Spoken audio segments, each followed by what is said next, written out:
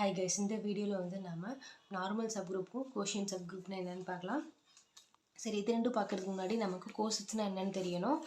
நான் ஆல்ரெடி இதுக்கு எக்ஸ்பிளைன் பண்ணியிருப்பேன். இதை எனக்கு மறுபடியும் எக்ஸ்பிளைன் பண்ண டைம் கிடையாது. ஸோ இதை நீங்கள் கோஷியன்ஸ்னால் என்னென்ற வீடியோ பார்த்துக்கோங்க. அடுத்தது வந்து symmetry group, permutation group, cyclic group, இதெல்லாம் தெரியணும். இதெல்லாம் தெரிஞ்சால் தான் உங்களுக்கு நார்மல் சப் குரூப்பும் கோஷியன் சப் குரூப்பும் புரியும்.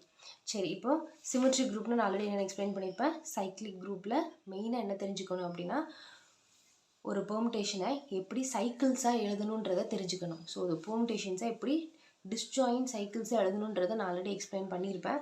ஸோ அதை சைக்கிள்ஸை எப்படி எழுதணுன்றதை நீங்கள் கம்பல்சரி தெரிஞ்சுக்கணும். சரி, இதெல்லாம் தெரிஞ்சால் தான் உங்களுக்கு இந்த normal sub group quotient sub குரூப்பை என்னால் எக்ஸ்பிளைன் பண்ண முடியும். சரி, ஃபஸ்ட்டு வந்து நார்மல் சப் குரூப் முன்னாடி நான் சிமெட்ரிக் குரூப்பில் ஒரு எக்ஸாம்பிள் கொடுத்துட்றேன். இதை தான் வந்து நான் நார்மலுக்கும் சரி கோஷியன்ட்டுக்கும் சரி எக்ஸாம்பிளாக நான் யூஸ் பண்ண போகிறேன். சரி, இப்போ என்னோடய செட்டுக்குள்ளே 3 எலமெண்ட் இருக்குது, 1 2 3. இந்த 3 எலமெண்ட்டை வச்சு என்னால் எவ்வளவு பாசிபிள் பெர்முடேஷன் கொண்டு வர முடியுன்றதை பார்ப்போம். சரி, ஃபஸ்ட்டு வந்து இந்த 1 2 3-ஐ 1 1க்கும் 2 2க்கும் 3 அப்படியே 3க்கும் கொடுக்குறது ஒரு பெர்முடேஷன். சரி, இதை வந்து சேமாக இருக்கிறதுனால இதை ஐடென்டிட்டின்னு எடுத்துக்குவோம், ஈன்னு. அடுத்தது 1 2க்கும் 2 1க்கும் மாற்றி கொடுக்குறேன், 3 வந்து 3க்கே வச்சுக்குவோம். ஸோ இது ஒரு பெர்முடேஷன். இது எப்படி சைக்கிள்ஸாக எழுதணும்? 1 2க்கு போகுது, 2 அகைன் 1க்கு போகுது. ஸோ இது ஒரு 2 சைக்கிள், 3 3க்கே போகுது. இது வந்து சிங்கிள் சைக்கிள். ஸோ இந்த சைக்கிள்ஸாக உங்களுக்கு கம்பல்சரி எழுத தெரிஞ்சிருக்கணும். அடுத்தது எப்படி 1 2 நம்ம மாற்றுறோமோ 2 3 இங்கே மாற்றி எழுதுவோம். அடுத்து 1 3 மாற்றி எழுதுவோம். ஸோ இதுக்கு எல்லாமே உங்களுக்கு ஒரு 2 லென்த் சைக்கிளும் ஒரு 1 லென்த் சைக்கிளும் கிடைக்கும். அடுத்தது இதை பாருங்கள், அப்படியே அடுத்தடுத்து கொடுக்குறேன். 1 2க்கும் 2 3க்கும் 3 அகெயின் 1க்கு கொடுக்குறேன். ஸோ இந்த சைக்கிள் வந்து 3 லென்த் சைக்கிள். எப்படின்னா 1 2க்கு போகுது, 2 3க்கு போகுது, 3 அகெயின் 1க்கு போகுது. ஸோ இது 3 லென்த் சைக்கிள். ஸோ இங்கே பார்த்தீங்கன்னா அடுத்து 1 3க்கு கொடுக்குறேன், 2 1க்கு கொடுக்குறேன், 3 2க்கு கொடுக்குறேன். இதுவும் 3 லென்த் சைக்கிள் தான். 1 3க்கு போகுது, 3 2க்கு போகுது, 2 வந்து அகைன் 1க்கு போகுது. சரி, இப்போ இது பார்த்திங்கன்னா 2 லென்த்ஸ் இருக்கக்கூடிய சைக்கிளும் சிங்கிள் லென்த் இருக்கக்கூடிய சைக்கிளும் இருக்கக்கூடியது. இது வந்து ஒன்லி 3 லென்த் இருக்கக்கூடிய சைக்கிள். சரி, இப்போ இந்த செட்டால் என்னால் ஃபார்ம் பண்ணக்கூடிய பெர்முடேஷன்ஸ் இது மட்டும்தான். என்னால் ஃபார்ம் பண்ணக்கூடிய மேக்ஸிமம் அரேஞ்ச்மெண்ட் இது மட்டும்தான். சரி, இப்போ இதை வந்து இது எல்லாத்தையுமே, இந்த அரேஞ்ச்மெண்ட் எல்லாத்தையுமே நான் ஒரு குரூப்புக்குள்ளே எழுதுனேன் அப்படின்னா அதுதான் சிமெட்ரிக் குரூப்பு. சரி, இதை நான் சிமெட்ரிக் குரூப்லேயே சொல்லியிருப்பேன். அப்போ இந்த சைக்கிளை மட்டும் எடுத்து எழுதுங்க. First identity. செகண்ட் வந்து சிங்கிள் லென்த்தை விட்டுருங்க, 2 லென்த்தை மட்டும் எக்ஸ்ப்ரெஸ் பண்ணுங்கள், போதும். ஏன்னா இதிலே நமக்கு தெரியும் 1 2க்கு போகுது, 2 1க்கு போகுது அப்படின்னா 3 கண்டிப்பாக 3க்கு தான் போகுன்றது தெரியும். அதே மாதிரி தான் இந்த சைக்கிளும் 2 3க்கு போகுது, 3 2க்கு போகுதுன்னா பேலன்ஸ் இருக்கிறது 1 தான். ஸோ அந்த 1 அப்படியே அந்த 1க்கு போகும். சரி, இப்போ 3 2 லென்த் சைக்கிள் இருக்கும், 2 3 லென்த் சைக்கிள்ஸ் இருக்கும், அப்புறம் ஐடென்டிட்டி 1. சரி, இது எல்லாமே சேர்ந்தது தான் சிமெட்ரிக் குரூப். எல்லா பாசிபிள் பெர்முடேஷன்ஸையும் நான் எடுத்துட்டேன். அதுதான் என்னோடய சிமெட்ரிக் குரூப் S3. இங்கே 3 எலிமெண்ட் இருக்கிறதுனால நான் இங்கே S3ன்னு போட்டிருக்கேன். இதுதான் என்னோட குரூப். சரி, இப்போ காம்போசிட் அப்படின்னா என்னென்னு தெரிஞ்சுக்கோங்க. இப்போ இதில் இருக்க ஏதாவது 2 எலிமெண்ட் எடுத்து காம்போசிட் பண்ணுறோம் அப்படின்னா ஆன்சர் எப்படி கொண்டு வரதுன்னு தெரிஞ்சுக்கோங்க. ஃபஸ்ட்டு வந்து நான் இங்கே 2 3ஐயும் 1 2 3ஐயும் காம்போசிட் பண்ணுறேன். சரி, இப்போது காம்போசிட்டோட மீனிங், இப்போ F composite G of X அப்படின்னா என்ன பண்ணுவீங்க? ஃபஸ்ட்டு G ஆஃப் எக்ஸை கண்டுபிடிப்பீங்க, அப்புறமா F ஆஃப் G ஆஃப் எக்ஸை கண்டுபிடிப்பீங்க. கரெக்டாக? ஸோ பின்னாடி இருந்து போகிறீங்க. ஃபஸ்ட்டு G அப்புறம் தான் F. இங்கேயும் அதே தான். ஃபஸ்ட்டு 1 2 3 சைக்கிள், அப்புறம் தான் 2 3 சைக்கிள். சரி, ஃபஸ்ட்டு இதை மறிச்சுக்கோங்க. ஃபஸ்ட்டு இதை மட்டும் பாருங்கள்.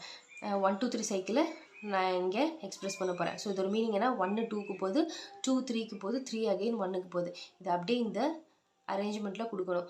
1 2க்கு போகுது, அடுத்தது 2 3க்கு போகுது, 3 1க்கு போகுது. ஸோ இங்கே அரை மார்க்கு கரெக்டாக போடுங்க. ஸோ இது வந்து 1 2 3 சைக்கிள்.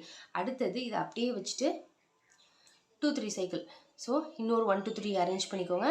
ஸோ இங்கே 1 2 3னாலே 2 3க்கு போகுது, 3 2க்கு போகுது. ஸோ அதை போட்டாச்சு. பேலன்ஸ் இருக்கிறது 1. அந்த 1 1க்கே தான் போகும். சரி, அப்போ இந்த 2 சைக்கிளையும் நாம் கம்பைன் பண்ணி எழுதியாச்சு. அதாவது ஃபஸ்ட்டு 1 2 3 போடணும், அப்புறமா 2 3 சைக்கிள் போடணும். சரி, இப்போ கிடைக்கிற ஆன்சர் என்னென்னு பார்க்கலாம்.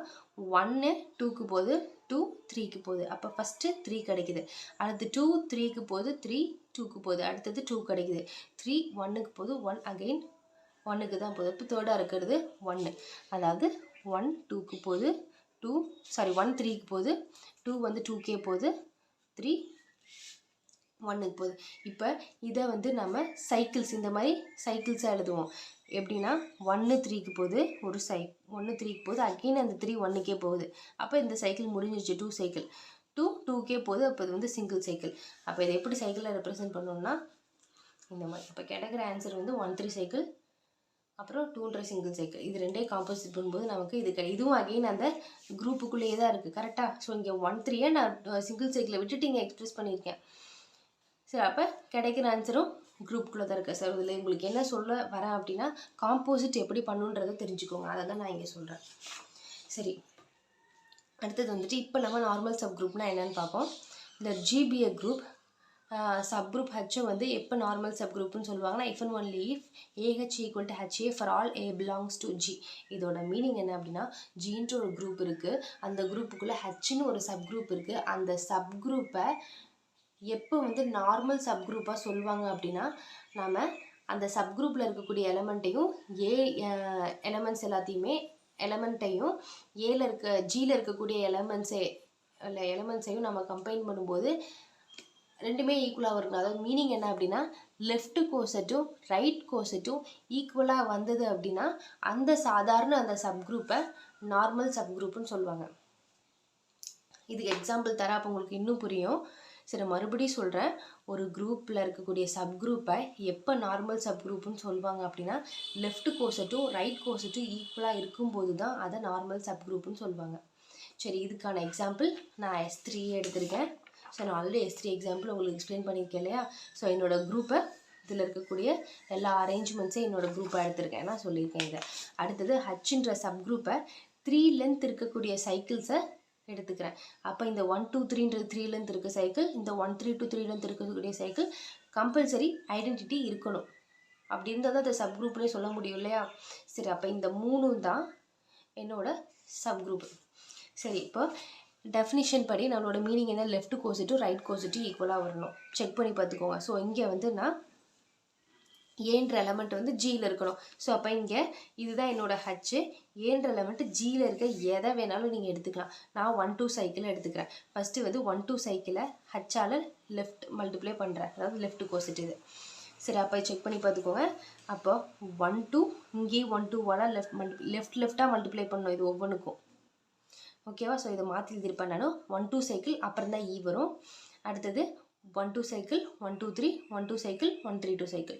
இப்போ இது ரெண்டையும் இது எல்லாத்தையும் நீங்கள் ஒவ்வொன்றா தனித்தனியாக காம்போசிட் பண்ணுங்கள். நான் எப்படி காம்போசிட் பண்ணணுன்னு சொல்லியிருக்கேன். கரெக்டாக? ஸோ காம்போசிட் பண்ணி பார்த்தீங்கன்னா ஒவ்வொன்றுக்கும் ஒவ்வொரு சைக்கிள், இந்த மாதிரி சைக்கிளில் இருக்கக்கூடிய ஆன்சர்ஸ் வந்து கிடைக்கும். அது எல்லாத்தையும் சேர்த்து அதெல்லாமே எழுதுங்க. 1 2 சைக்கிள் கிடைக்கும், 2 3 சைக்கிள் கிடைக்கும் ஆன்சர். அடுத்து 1 3 சைக்கிள் கிடைக்கும். அதே மாதிரி எப்படி நீங்கள் லெஃப்ட் கோசெட் பண்ணீங்களோ ரைட் மல்டிப்ளை பண்ணுங்கள். ஏவை வந்து ரைட் மல்டிப்ளை பண்ணி எழுதுங்க. ஸோ சேம் இதே தான் கிடைக்கும் இங்கே இருக்கும். அப்போ மீனிங் என்ன அப்படின்னா லெஃப்ட் கோசெட் ரைட் கோசெட்ஸும் ஈக்குவலாக இருக்குது அப்படின்னா இந்த சப் குரூப்பை நான் நார்மல் சப் குரூப்புன்னு சொல்ல முடியும். சரி, நான் வந்து 1 2 சைக்கிள் எடுத்துக்கிறேன். நீங்கள் எந்த சைக்கிளில் வேணாலும் எடுத்து காம்போசிட் பண்ணி பாருங்கள். லெஃப்டாகவும் ரைட்டாகவும் மல்டிப்ளை பண்ணி காம்போசிட் பண்ணி பாருங்கள், சேமாக தான் கிடைக்கும். அப்படி இருக்குன்னா இதை நார்மல் சப் குரூப்புன்னு சொல்லலாம். ஸோ நார்மல் சப் குரூப்பான மெயின் டெஃபினிஷனே அதில் இருக்கக்கூடிய லெஃப்ட் கோசட்டும் ரைட் கோசட்டும் ஈக்குவலாக இருக்கணும். சரி, எப்போ ஈக்குவலாக இருக்கும்? எபிலியனாக இருந்தால் ஈக்குவலாக இருக்கும். இதோட மீனிங் என்ன? ஏஹெச் ஈக்குவல் டு ஹெச் எப்படி இருக்குன்னா கம்யூட்டேட்டிவ் ப்ராப்பர்ட்டி மாதிரி இருக்கா? Order doesn't matters. எப்படி போட்டாலும் உங்களுக்கு சேமான ஆன்சர் தான் கிடைக்கும். ஃபஸ்ட்டாக போட்டாலும் சரி, செகண்டாக போட்டாலும் சரி. ஸோ இதை வந்து கம்யூட்டேட்டிவ் ப்ராப்பர்ட்டின்னு சொல்லுவாங்க. ஸோ கம்யூட்டேட்டிவ் ப்ராப்பர்ட்டி எக்ஸ்ட்ராவாக ஒரு குரூப்புக்கு இருந்ததுன்னா அந்த குரூப்பை எபிலியன் குரூப்புன்னு சொல்லுவாங்க. ஸோ அதே தான் இங்கே. ஸோ அப்போ அந்த குரூப் எபிலியனாக இருந்துச்சுனாலே அதில் இருக்கக்கூடிய சப் குரூப்பு எபிலியனாக தான் இருக்கும். கரெக்டாக? அப்போ அதோட கோசட் ஸோ நம்ம எப்படி மல்டிப்ளை பண்ணாலும் அதுவும் ஈக்குவலாக தான் வரும் பட்சத்தில் அதை வந்து நம்ம நார்மல் சப் குரூப்னு ஸ்ட்ரெயிட்டாகவே சொல்லலாம். சரி, அடுத்த எக்ஸாம்பிளாக வந்து நான் எக்ஸாம்பிளுக்கு முன்னாடி ஒரு தியரம் வந்து சொல்கிறேன். ஜிபிஏ குரூப் ஹச்ன்றது normal subgroup of g if and only if gH G inverse equal to H for all g belongs to G. இதுதான் வந்து மோஸ்ட்டாக எக்ஸாம் டெஃபினிஷனில் இதை தான் சொல்லியிருப்பாங்க.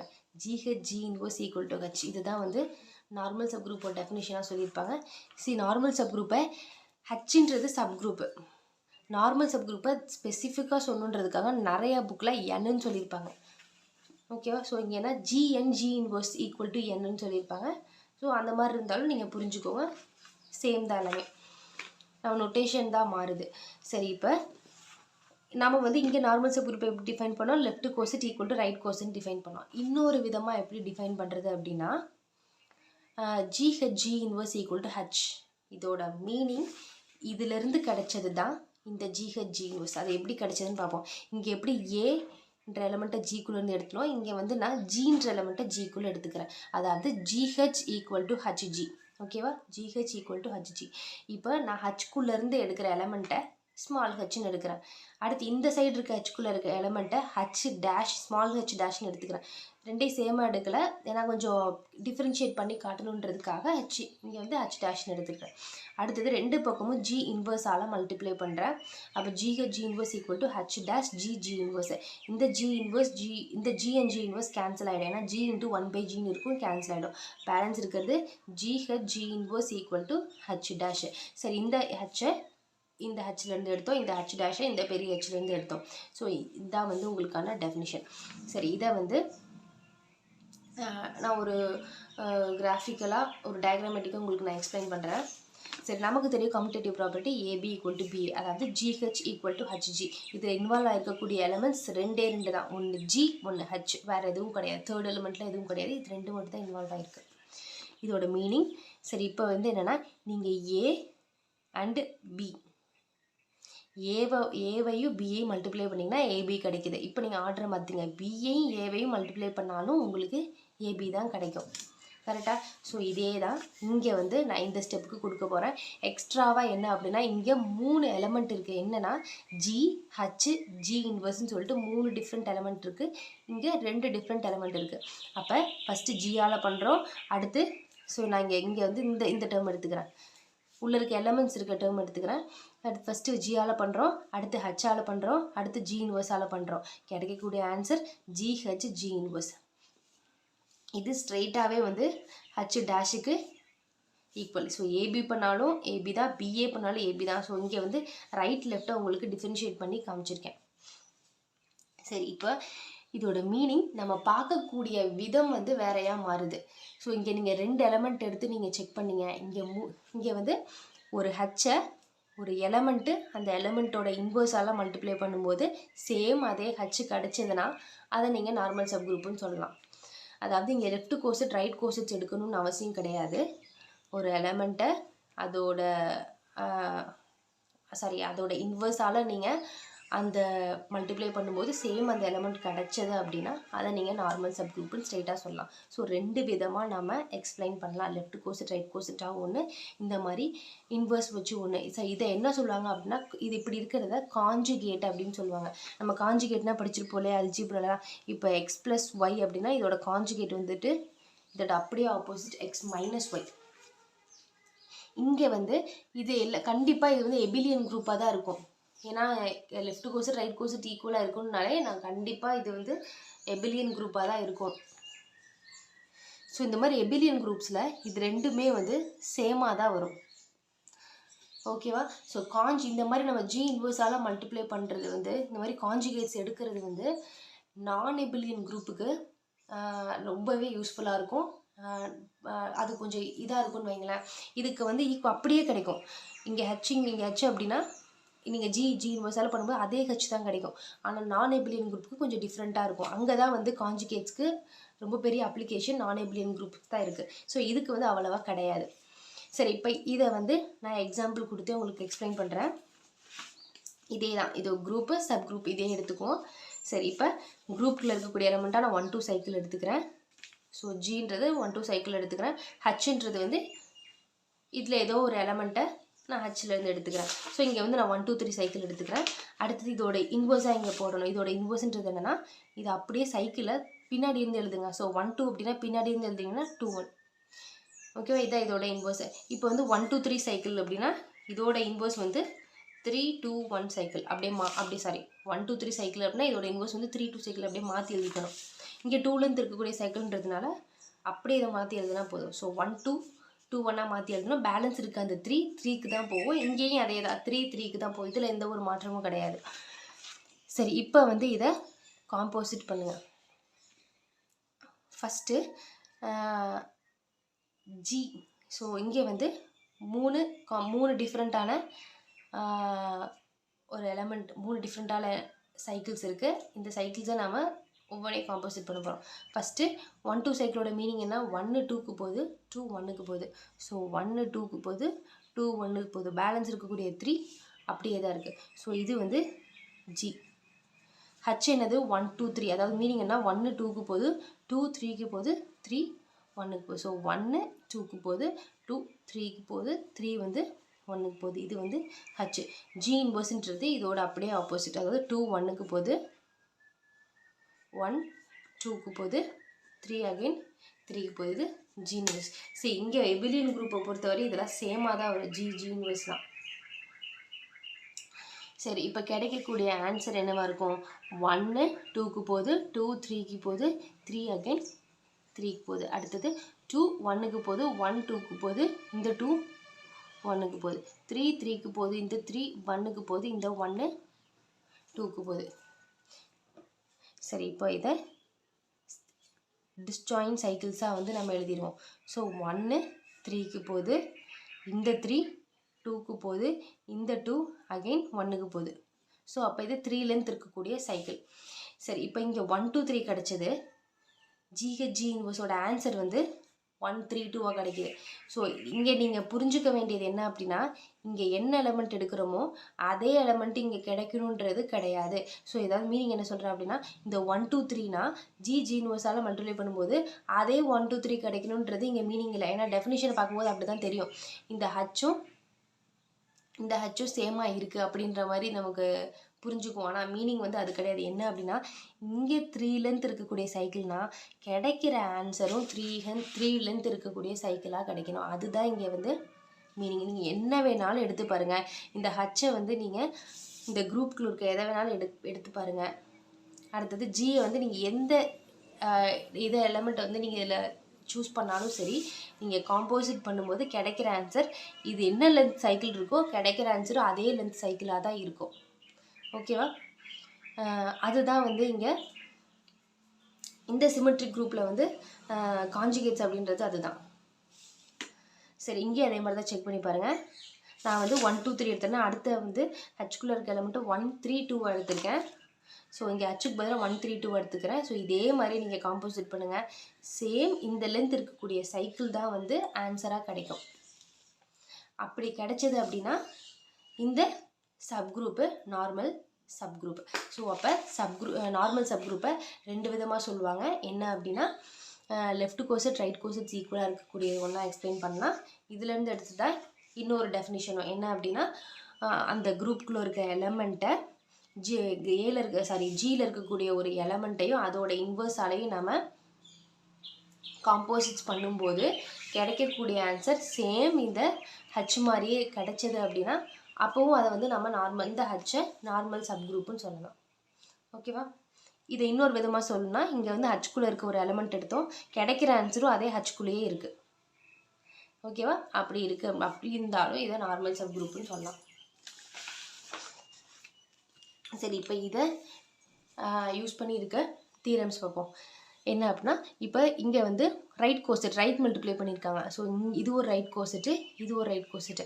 அப்போ 2 ரைட் கோசெட்டு நம்ம ப்ராடக்ட் பண்ணாலும் கிடைக்கக்கூடிய ஆன்சரும் வந்து இன்னொரு ரைட் கோசெட்டாக தான் இருக்கணும்னு சொல்லியிருக்காங்க. சரி, இப்போ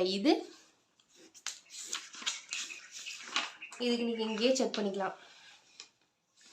இதில் இருக்க ஏதாவது ஒரு இந்த எக்ஸாம்பிள்லேயே நீங்கள் வந்து செக் பண்ணிக்கோங்க. ஸோ இங்கே ரைட் கோசெட்ஸ் இருக்கா, லெஃப்ட் கோசெட்டுக்கும் அதே தான் இங்கே மீனிங். ஸோ 2 லெஃப்ட் கோசெட் நீங்கள் மல்டிப்ளை பண்ணும்போது கிடைக்கக்கூடிய ஆன்சரும் ஒரு லெஃப்ட் கோசெட்டாக தான் இருக்கணும். ஸோ இதை வந்து நீங்கள் இங்கே செக் பண்ணிக்கோங்க. 2 டிஃப்ரெண்ட்டான ரைட் கோசெட்டோ லெஃப்ட் கோசெட்டோ ஏதோ ஒன்று எடுத்துக்கோங்க. அது ரெண்டையும் நீங்கள் வந்து காம்போசிட் பண்ணுங்கள். கிடைக்கக்கூடிய ஆன்சரும் சேம் இதிலே தான் இருக்கும். ஓகேவா? அதை நீங்கள் செக் பண்ணி பாருங்கள், தெரியும். சரி, இதை வச்சு தான் கொஷின் குரூப்பை தனியாக ஒரு இதாகவே எக்ஸ்பிளைன் பண்ணியிருப்பாங்க. அதை நான் சொல்கிறேன். அடுத்தது வந்து ஜின்றது எபிலியனாக இருந்தது அப்படின்னா அந்த குரூப்பில் இருக்கக்கூடிய எல்லா சப் குரூப்புமே நார்மல். நான் அதை ஆல்ரெடி எக்ஸ்பிளைன் பண்ணியிருக்கேன். எபிலியனாக இருந்தால் மட்டும்தான் லெஃப்ட் கோசெட்டு ரைட் கோசெட்டு ஈக்குவலாக இருக்கும்னு. அப்போ எங்கெல்லாம் வந்து ஒரு சப் குரூப் நார்மல் சப் குரூப்பாக இருக்கோ அப்போ அந்த குரூப் வந்து எபிலியனாக இருக்கும் கம்பல்சரி. அடுத்தது a subgroup of index 2 is always normal. இதோட மீனிங் ஃபஸ்ட்டு இண்டெக்ஸ்னால் என்னென்னு தெரியும். நான் இண்டெக்ஸ்னால் சொல்லியிருப்பேன். கோசெட்ஸ் எவ்வளவு கோசெட்ஸ் இருக்கோ அந்த கோசெட்ஸோட கவுண்டிங் தான் வந்து இண்டெக்ஸ்ன்னு சொல்லியிருப்பேன். ஸோ நான் ஆல்ரெடி எக்ஸ்பிளைன் பண்ணியிருப்பேன். அதை நீங்கள் பார்த்தீங்கன்னா உங்களுக்கு என்ன சொல்கிறேன்னு ஈஸியாக புரியும். சரி, அப்போ நம்மளால் 2 கோசெட் தான் ஃபார்ம் பண்ண முடியும். அதாவது அதை தான் வந்து இண்டெக்ஸ் 2ன்னு கொடுத்துருக்காங்க. அப்போ கோசெட்ஸோட கவுண்ட்டு 2 தான். அப்படி இருக்கும் பட்சத்தில் அந்த சப் குரூப்பை ஸ்ட்ரெயிட்டாகவே நம்மளால் நார்மல் சப் குரூப்னு சொல்ல முடியும். வேறு எதுவும் நம்ம லெஃப்ட் கோசெட் ரைட் கோசெட்டு அப்புறம் ஜி இன்வர்ஸ் இந்த மாதிரிலாம் நம்ம யூஸ் பண்ண அவசியம் கிடையாது. ஸ்ட்ரெயிட்டாகவே நம்ம நார்மல் சப் குரூப்னு சொல்லலாம்.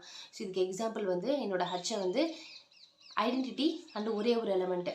சரி, இப்போ இதில் நீங்கள் ஃபார்ம் பண்ணக்கூடிய கோசெட்டு 2 தான். ஒன்று இஏ அப்புறம் ஏஇ. இது 2 மட்டும் தான் உங்களால் ஃபார்ம் பண்ண முடியும். அதாவது இப்போ இதோட இண்டெக்ஸ் வந்து 2 2 கோசெட் தான் இருக்குது. அப்படி இருக்கும் பட்சத்தில் இந்த குரூப்பை ஸ்ட்ரெயிட்டாகவே நம்மளால் நார்மல்னு சொல்ல முடியும். சரி, அடுத்தது வந்து நான் கோஷியன்ட் குரூப்னா என்னன்னு சொல்கிறேன். இதுக்கு வந்து நான் இதை எக்ஸ்பிளைன் பண்ணுறதுக்கு முன்னாடி ஒரு எக்ஸாம்பிள் கொடுத்துட்டே உங்களுக்கு நான் அதை எக்ஸ்பிளைன் பண்ணிடுறேன். சேம் சிமெட்ரிக் குரூப் எக்ஸாம்பிள் தான். S3 தான் எடுத்திருக்கேன். இதோட சப் குரூப்பு சிமெட்ரிக் குரூப் எடுத்த மாதிரி 3லேருந்து இருக்கக்கூடிய சைக்கிளில் தான் சப் குரூப் எடுத்திருக்கேன்.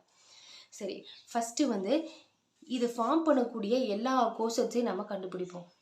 சரி, நீங்கள் வந்து லெஃப்ட் கோசெட் எடுத்தாலும் சரி ரைட் கோசெட்ஸ் எடுத்தாலும் சரி, நான் வந்து இங்கே ரைட் கோசெட்ஸ் எடுத்துக்கிறேன். அதாவது மீனிங் என்ன அப்படின்னா இந்த H multiplied by right multiplied by ஏன்ற எலமெண்ட்டு ஜிக்குள்ளே இருக்கணும். சரி, அப்போ இந்த ஹச்சு ரைட் மல்டிப்ளைடு பை இந்த ஏன்றது ஒவ்வொரு எலமெண்ட்டையுமே நம்ம எடுத்துக்குவோம். ஸோ எடுத்துக்குவோம். 1 2 cycle 1 3 cycle 2 3 cycle 1 2 3 cycle 1 3 2 cycle. So இது எல்லாத்தையுமே நம்ம எடுத்துக்குவோம். இது எல்லாத்தையும் நம்ம ஹச்சால் ரைட் மல்டிப்ளை பண்ணுவோம். சரி, first H right multiply by first ஏன்றது இங்கே 1 2 சைக்கிள். நான் ஆல்ரெடி சிமெட்ரி குரூப்லேயே நம்ம பார்த்துருப்போம். ரைட் மல்டிப்ளை பண்ணால் என்னென்ன ஆன்சர் வரும், இது எப்படி பண்ணுன்றதை சொல்லியிருப்பேன். காம்போசிட் பண்ணணும் தனித்தனியாக. அப்புறம் இந்த கிடைக்கிற ஆன்சர் அண்ட் சைக்கிள்ஸை எழுதணும். சரி, இப்போ H right multiplied by 1 2 cycle அப்படின்னா இந்த ஆன்சர் கிடைக்கும். நான் ஸ்ட்ரெயிட்டாகவே அதை எழுதுகிறேன். நீங்கள் வந்து அதை செக் பண்ணிக்கோங்க. அடுத்தது ஹச் ரைட் மல்டிப்ளைட் பை இ அப்படின்னா ஸோ ஐடென்டிட்டியை பண்ணிங்கன்னா அதே எலமெண்ட் தான் கிடைக்கும் இல்லையா. அப்போ ஹச் அண்ட் ஐடென்டிட்டியால் பண்ணனா அதே ஹச் தான் எனக்கு கிடைக்கும். ஸோ அதை நான் அப்படி எழுதிட்டேன். ஸோ இங்கே ஹச்ன்ற மீனிங் என்னென்னா சேம் இதுக்கு இந்த 3 எலமெண்ட் தான் கிடைக்கும்ன்ற மீனிங். அடுத்தது 2 3 சைக்கிளால் பண்ணிங்கனாலும் உங்களுக்கு சேம் இது தான் கிடைக்கும். நம்ம ஆல்ரெடி பார்த்துருக்கோம்ல 1 3 சைக்கிள் தான். நீங்கள் செக் பண்ணிக்கோங்க, எனக்கு டைம் இல்லை எல்லாம் போடுறதுக்கு. சரி, கண்டிப்பாக இந்த 3 இதில் 1 தான் 3 தான் கிடைக்கும் உங்களுக்கு. அடுத்து 1 3ஆல் நீங்கள் ரைட் மல்டிப்ளை பண்ணாலும் இந்த 3 தான் கிடைக்கும். அதாவது ஹச் ஆஃப் 1 2 இந்த 3 சைக்கிள்ஸு, ஹச் ஆஃப் 2 3யும் சேம் இதே தான் கிடைக்கிது. அப்போ இதை என்னென்னு எழுதிக்கிறேன்னா ஹச் ஆஃப் 1 2 சைக்கிள்னு எழுதிக்கிறேன். அடுத்தது இதுவும் வந்து சேம் ஹச் ஆஃப் 1 2 சைக்கிள் மாதிரியே தான் கிடைக்கும். ஓகேவா. அடுத்தது ஹச்சோட 1 2 3 சைக்கிளை ரைட் மல்டிப்ளை பண்ணிங்கன்னா உங்களுக்கு ஐடென்டிட்டி அப்புறம் வந்து 1 3 2 சைக்கிள் 1 2 3 சைக்கிள் கிடைக்கும். ஸோ இது வந்து எப்படி இருக்குன்னா இந்த ஹச்ன்ற சப் குரூப் மாதிரியே இருக்குது. அப்போ இதை வந்து நான் ஹச்ன்னு எழுதிக்கிறேன். அடுத்தது ஹச்சால் 1 3 2 சைக்கிளை வந்து நீங்கள் காம்போசிட் பண்ணிங்கன்னா சேம் இதே ஹச்சில் இருக்கக்கூடிய எலமெண்ட்ஸ் தான் கிடைக்கும். இது நான் ஹச்ன்னு எழுதிக்கிறேன். ஸோ இதோட மீனிங் என்ன, 1 1க்கு போகுது, 2 2க்கு போகுது, 3 3க்கு போகுது. தான் வந்து ஐடென்டிட்டி. சரி, இது செக் பண்ணி பாருங்கள். இதெல்லாம் தான் கம்பல்சரி வரும். காம்போசிட் பண்ணி பாருங்கள். சரி, இப்போ இதுதான் வந்து என்னோடய டோட்டல் ரைட் கோசெட்ஸ். நீங்கள் லெஃப்ட் கோசெட் எடுத்தாலும் சரி தான், ஏதோ ஒன்று எடுத்துக்கோங்க. ஸோ அப்போ என்னால் ஃபார்ம் பண்ணக்கூடிய எல்லா பாசிபிள் ரைட் கோசெட்ஸையும் நான் எடுத்துட்டேன். இதெல்லாம் வந்து அதோட ஆன்சர். நல்லா கவனிச்சிங்கன்னா 2 எலமெண்ட் தான் வருது. என்ன அப்படின்னா இந்த ஹச் ஆஃப் 1 2 இதை தவிர இது எல்லாமே இதோட ரெப்பிட்டிஷனாக தான் இருக்குது எப்படி பார்த்தாலும். கரெக்டாக. ஸோ இதுவும் ஹச் ஆஃப் 1 2னே சொல்லலாம். இதே ஹச், இதுவும் ஹச், எல்லாமே இதோட ரெப்பிட்டிஷன் தான். ஸோ 2 எலமெண்ட் தான். என்ன 2 செட்டு கோசெட்ஸ் தான். இந்த H of H composite 1 2 cycle இது 2 மட்டும் தான் டிஃப்ரெண்ட் ஆகும். மொத்தம் எல்லாமே இதோட ரிப்பீட்டு. சரி, அப்போ அதை மட்டும் ரிப்பீட் இல்லாமல் எழுதுங்க. அப்போ இந்த ஹச் காம்போசிட் 1 2 சைக்கிள், அடுத்தது இந்த ஹச்ன்ற இது அப்படியே கிடைக்கிறது. அப்போ இது 2 மட்டும்தான் நமக்கு இந்த கோசெட்ஸால் ஃபார்ம் பண்ணக்கூடிய ஆன்சர்ஸ். கரெக்டாக? இப்போ இது ரெண்டையும் நீங்கள் எழுதிங்கன்னா இதுதான் வந்து நம்மளோட quotient sub group, sorry quotient group, இதை தான் கோஷியன்ட் குரூப்னு சொல்லுவாங்க. நல்லா கவனிச்சிங்கன்னா இது ரெண்டுமே, அதாவது ஹச் ஆஃப் 1 2ன்றது என்னது, இது இந்த ஹச்ன்றது என்ன, இந்த உள்ள இதுக்கு ஹச்ன்றது சாதா இதுக்குள்ளே இருக்க எலமெண்ட் 3 இருக்குது.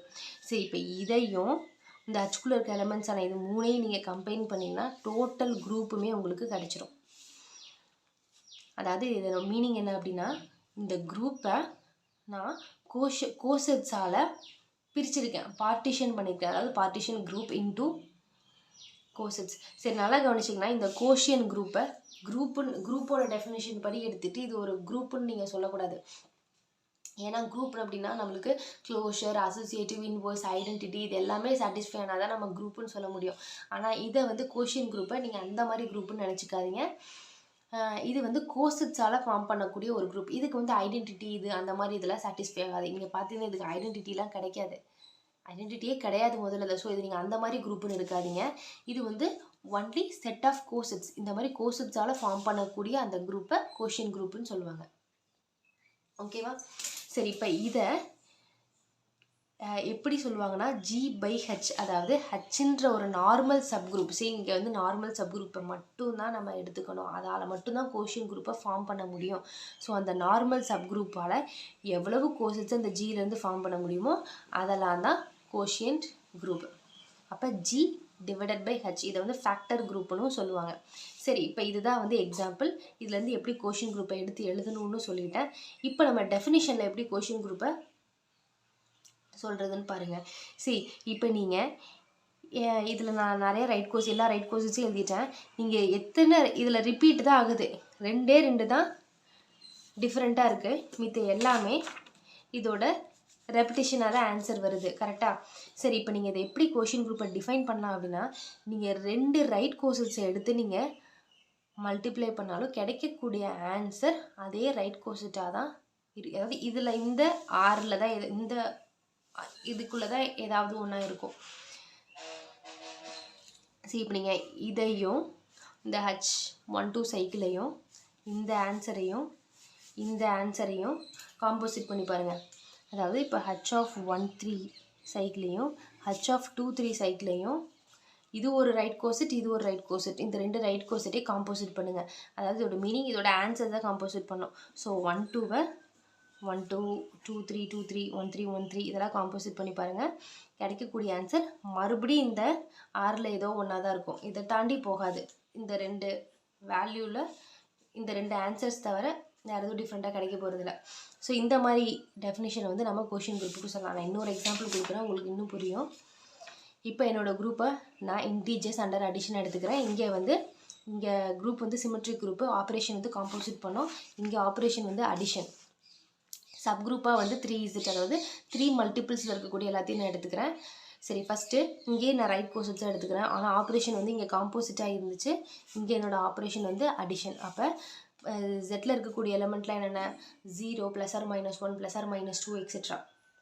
ஃபஸ்ட்டு நான் 0வால் பண்ணுறேன். ஸோ 0வால் ஆட் பண்ணிங்கன்னா சேம் 3Z தான் கிடைக்கும், அதாவது சேம் இதே சப் குரூப் தான் கிடைக்கும். அடுத்தது 1ஆல் பண்ணுங்கள். இது ஒவ்வொன்றத்தையும் 1ஆல் ஆட் பண்ணுங்கள். இதுக்கப்புறம் நிறைய எலமெண்ட் இருக்குன்னா ஒரு 4-5 எலமெண்ட்டை மட்டும் எடுத்துக்கிறேன். சரி, அடுத்தது வந்து 2ஆல் பண்ணுங்கள். இதை ஒவ்வொன்றையும் 2ஆல் ஆட் பண்ணுங்கள். அடுத்தது ஒவ்வொன்றையும் 3ஆல் ஆட் பண்ணுங்கள். ஸோ இது எல்லாமே கோர்செட்ஸ், ரைட் கோர்செட்ஸ் இது எல்லாமே. அடுத்து 4ஆல் ஆட் பண்ணுங்கள். நல்லா கவனிச்சிங்கன்னா 3Z + 1 3Z + 2 அதுக்கப்புறம் வரது எல்லாமே இதோட ரிப்பீட்டாக போயிடும். 3Z + 3 வரும்போது அகெயின் அது 3Z மாதிரியே ஆன்சர் கிடைக்கும். 3Z + 4ன்றது அகெயின் 3Z + 1 மாதிரியே நமக்கு இருக்கும், அதுக்கு ஈக்குவலாகவே இருக்கும். அடுத்து 3Z மைனஸ் நான் பாசிட்டிவில் போட்டு அடுத்து 5 6 7 8 எவ்வளோ வேணாலும் நீங்கள் போட்டுக்கோங்க. அடுத்து நான் நெகட்டிவ் நம்பர்ஸ் செக் பண்ணுறேன். 3Z - 1. அப்போ இது ஒவ்வொன்றத்தையும் நீங்கள் -1ஆல் ஆட் பண்ணுங்கள். உங்களுக்கு -7 -4 -1 2 5 கிடைக்கும். இது எப்படி இருக்குது அப்படின்னா 3Z + 2 மாதிரியே இருக்கும். அடுத்தது 3Z - 2 போடுங்க. இது எப்படி இருக்கும் அப்படின்னா 3Z + 1 மாதிரியே இருக்கும். இதுக்கப்புறம் நீங்கள் என்ன போட்டாலும் சரி, பாசிட்டிவில் நீங்கள் 5 6 7 எடுத்தாலும் சரி, நெகட்டிவில் -3 -4 -5 எது எடுத்தாலும் சரி, எதோட ரெப்பிட்டேஷன் தான் இருக்கும்னா 3Z 3z + 1 3z + 2 இந்த 3 தான் உங்களுக்கு மாற்றி மாற்றி கிடைக்கும். சரி, இப்போ இந்த 3 தான் வந்து என்னோட கோஷியன்ட் குரூப். சரி, இது இதில் ஐடென்டிட்டி கிடையாது, எதுவும் கிடையாது. இது வந்து நார்மல் அந்த குரூப் டெஃபினிஷன் கீழே வராது. இது வந்து ஒன்லி செட் ஆஃப் கோசெட்ஸ். இந்த மாதிரி கோசெட்ஸால் ஃபார்ம் பண்ணது தான் வந்து கோஷியன்ட் குரூப்னு சொல்லுவாங்க. ஸோ கோஷியன்ட் குரூப் வேணும்னா கண்டிப்பாக நார்மல் சப் குரூப் இருந்தால் மட்டும்தான் கோஷியன்ட் சப் குரூப்பை நம்ம அதுலேருந்து டிஃபைன் பண்ண முடியும். சரி, இப்போ இதோட டெஃபினிஷன் வந்து கோஷியன்ட் குரூப்போட டெஃபினிஷன் வந்து பார்க்கலாம். ஜின்றது குரூப், ஹச்ன்றது நார்மல் சப் குரூப்பு. நம்ம வந்து G/H, அதாவது நீங்கள் லெஃப்ட் கோர்ஸ்ன்னு சொல்லியிருக்காங்க டெஃபினிஷனில், நீங்கள் ரைட் கோர்செட் எடுத்தாலும் சரி தான். சரி, இப்போ G/Hன்றது என்னென்னா எல்லா லெஃப்ட் கோர்செட்டுன்னு சொல்லியிருக்காங்க. சரி, இங்கே வந்து நம்ம எக்ஸாம்பிள்ஸில் ரைட் கோர்செட்ஸாக எடுத்துக்கிட்டோம், ஏதோ ஒன்று. சரி, இங்கே வந்து G/Hன்றது left coset of H/G under the binary operation AH*BH = AB × H. இதோட மீனிங் என்ன? இதில் நீங்கள் எடுத்து இது ஏவாக வச்சுக்கோங்க, இதை பியாக வச்சுக்கோங்க. இது ரெண்டையும் நீங்கள் ஆட் பண்ணுங்கள். ஸோ ஒவ்வொரு நம்பரையும் நீங்கள் ஆட் பண்ணுங்கள். ஆட் பண்ணிங்கன்னா கிடைக்கக்கூடிய ஆன்சர் மறுபடியும் இந்த இதுக்குள்ளேயே தான், அதாவது இது 3க்குள்ளே தான் இருக்கும். இந்த 3z + 1 3z + 2 இதுக்குள்ளே தான் இருக்கும், வேறு எங்கேயும் போகாது. இதில் நீங்கள் எதை எடுத்து நீங்கள் ஆட் பண்ணாலும் சரி, இங்கே ஆப்ரேஷன் ஸ்டாருன்றது இங்கே அடிஷனாக இருக்குது. சரி, நீங்கள் எதை எடுத்து மல்டிப்ளை ஆட் பண்ணாலும் சரி, கிடைக்கக்கூடிய ஆன்சர் மறுபடியும் இந்த 3க்குள்ளே தான் வரும். அதுதான் இதோட மீனிங். ஸோ ஏஹெச்னாலும் சரி, பி, அது 2 லெஃப்ட் கோசெட்டிங்க. ஸோ இந்த 2 லெஃப்ட் கோசெட் நீங்கள் மல்டிப்ளை பண்ணிங்கன்னா கிடைக்கக்கூடிய ஆன்சர் அகெயின் ஒரு லெஃப்ட் கோசெட்டாக தான் இருக்கும் அப்படின்னு சொல்கிறாங்க இந்த கோஷியன்ட் குரூப்போட டெஃபினிஷனில். சரி, இப்போ இதோட ஆர்டர் கண்டுபிடிக்கணும் அப்படின்னா ஆர்டர் ஆஃப் G/Hன்றது order of group divided by order of subgroup, அதாவது ஆர்டர் ஆஃப் நீங்கள் நார்மல் சப் குரூப். சரி, அடுத்தது வந்து இங்கேயும் அதே தான். ஜின்ற குரூப்பு, ஹச்ன்றது நார்மல் சப் குரூப். G எபிலியனாக இருந்தது அப்படின்னா G/Hம் எபிலியனாக இருக்குன்னு சொல்கிறாங்க. இதோட மீனிங் நீங்கள் எப்படி வேணாலும் நீங்கள் லெஃப்ட் கோர்ஸில் இதை, அதாவது நீங்கள் AH ஸ்டார் BHனாலும் சரி, BH ஸ்டார் AHனாலும் சரி, சேமாக தான் வரும். சரி, இதான் வந்து கோஷியன்ட் குரூப்பு. சரி, இப்போ normal subgroup, quotient subgroup உங்களுக்கு புரிஞ்சிருக்கும்.